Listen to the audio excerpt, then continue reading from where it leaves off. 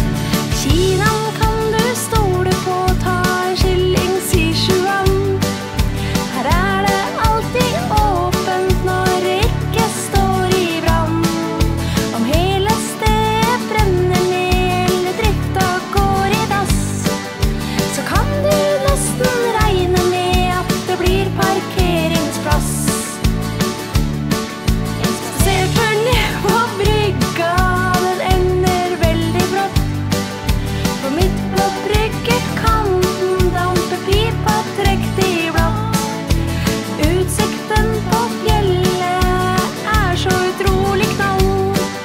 Med utsikt